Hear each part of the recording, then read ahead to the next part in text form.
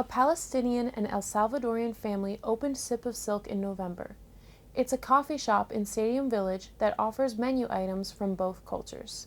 The mission of the four owners was to create an unashamedly Palestinian space that welcomes people from all cultures. We're very open with the fact that we're Palestinian. We don't shy away with saying what we are or who we are.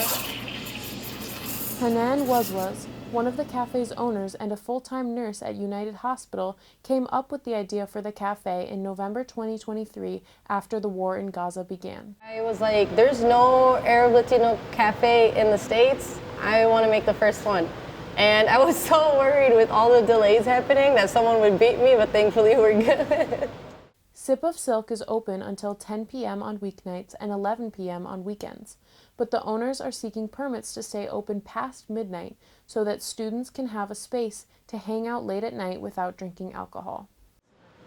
We saw it more as a need for people of our faith because there isn't much of a nightlife in Minnesota. The only places you can go to really here late at night are clubs or bars. And since we don't drink or party with mixed genders, we wanted to kind of give a safe space for especially women to come over. The owners said they have gotten positive responses from students about the cafe.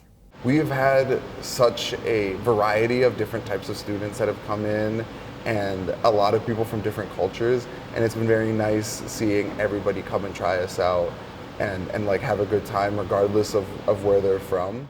Rachel Ford, a biomedical engineering student at the University of Minnesota, said she comes to Sip of Silk weekly. It's not like one of the bigger chain coffee places where you go order and then kind of the expectation is really to leave. They really want to promote people staying here and spending time here, and it's a community space. The owners invite customers to write messages on Post-it notes and stick them to the front wall of the cafe. I think that's been my favorite memory of seeing someone order a drink and the first thing they do is go to that table and leave their own little footprint in our store.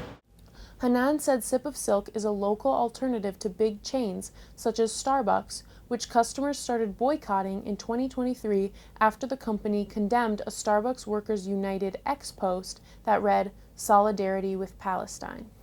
I just feel like if we want change, you have to be part of making the change. And I know it's easier said than done. Not everyone could just open a business, but there's always something you can do, I feel like. We were just very fortunate that this is what we could do.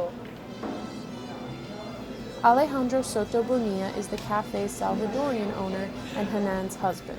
I barely meet any El Salvadorians in Minnesota, but because of this cafe opening and us being openly El Salvadorian, there's been a lot of El Salvadorians that have come in. Sip of Silk offers unique drinks from both Salvadorian and Palestinian cultures. For example, their mint lemonade is a classic Palestinian drink, and their Salvadorian horchata, which is made with cashews, peanuts, and sesame, is very different from the Mexican horchata, which is made with rice. I've had so many El Salvadorians tell me that it reminds them of home, and that makes me feel really happy to know that I can do that for people.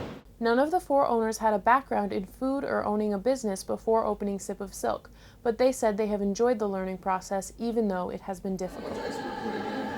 The name Sip of Silk is a reference to the Silk Road, which was a network of ancient trade routes running from Europe to China. We really wanted to symbolize this is a convening of cultures, and we thought that the Sip of Silk would be a great indication of that. And then the acronym for it is SOS, because some people, when they don't have their coffee, it's an emergency, so.